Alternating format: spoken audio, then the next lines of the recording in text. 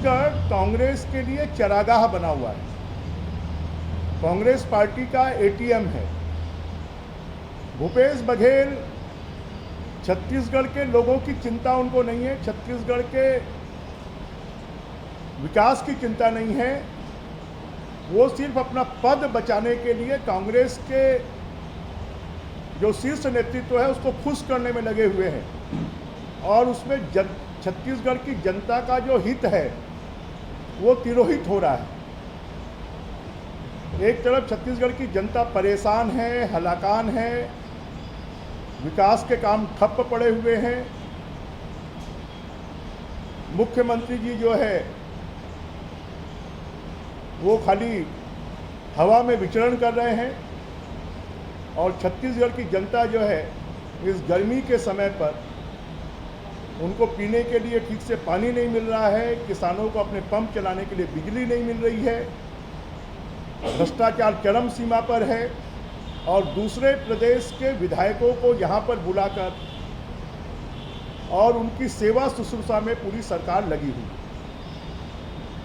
और जिस पार्टी को अपने ही जनप्रतिनिधियों पर विश्वास नहीं हो, उस पार्टी के ऊपर में जनता कैसे। कांग्रेस पार्टी चिंतन नहीं, वो चिंता में है कि पूरे देश से कांग्रेस पार्टी क्यों समाप्त हो रही है। पूरे देश की जनता कांग्रेस पार्टी को क्यों नकार रही है। मुख्यमंत्री जी क्योंकि इनके पास में ये तो कंगाल सरकार है, ये दिवालिया सरकार है। इस सरकार के पास में गड्ढे भरने के लिए पैसे नहीं हैं। जब केंद्र की सरकार अभी तक डीजल में 17 रुपये और पेट्रोल में 15 रुपये कम कर चुकी है, तो क्या भूपेश बघेल जी सरकार छत्तीसगढ़ की जनता को राहत देने के लिए डीजल में 10 रुपये और पेट्रोल में 5 रुपये कम नहीं कर सकते? अपने जो जिम्मेदारी है उससे वो भागते हैं और केंद्र के ऊपर में आरोप लगाते हैं।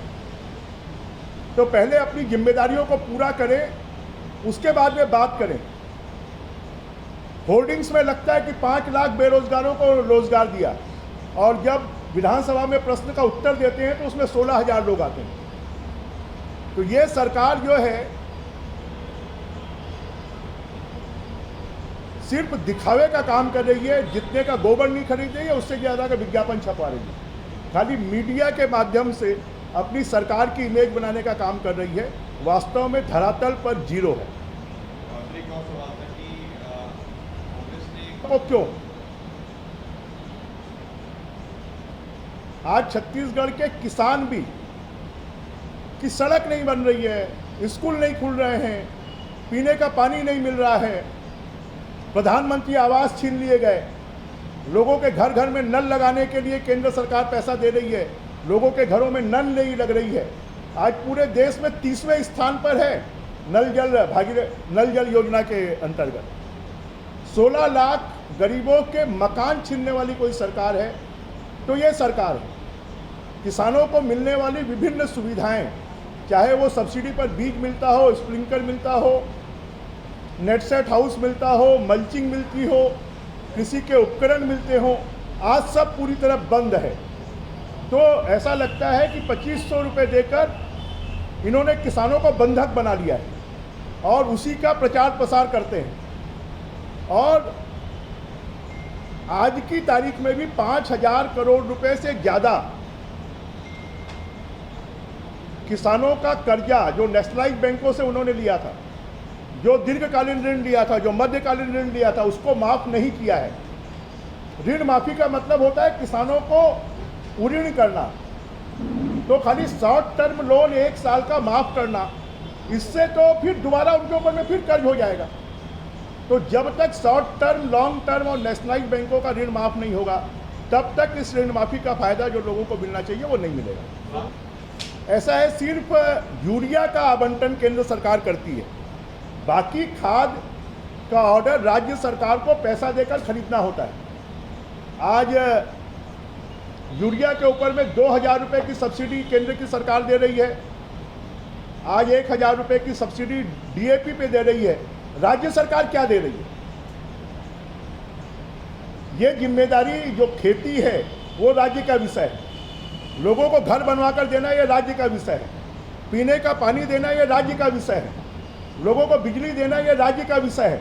परंतु केंद्र सरकार राज्य के विषयों में भी राज्य को सहयोग कर रही है, परंतु राज्य सरकार वो काम करने की बजाय खाली आरोप लगाने का काम करती है, दूसरा कोई काम नहीं करती है।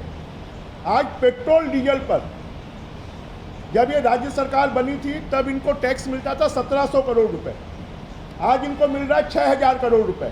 तो राज्य की जनता को राहत क्यों नहीं पहुंचा रही है? क्या राज्य सरकार का काम सिर्फ पैसा उगाही है? अवैध रूप से पैसा उगाही करने का काम खाली राज्य सरकार कर रही है और राज्य की जनता को राहत पहुंचाने के लिए कोई काम नहीं कर रही है। देखिए, छत्तीसगढ़ राज्य में कोई भी संतुष्ट नहीं है।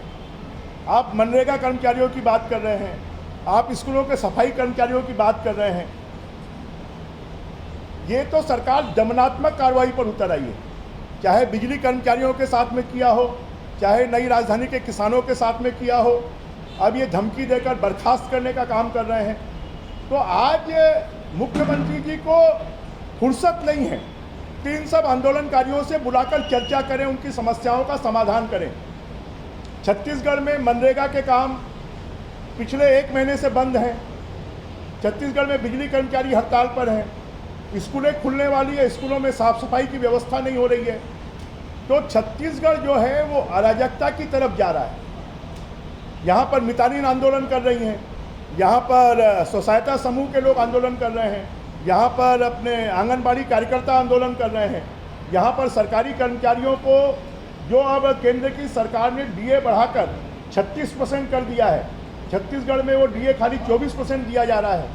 तो छत्तीसगढ़ में पूरी तरह कंगाली की स्थिति है, अराजकता की स्थिति है और पूरी तरह जनता की सेवा के काम पूरी तरह बंद पड़े हुए हैं।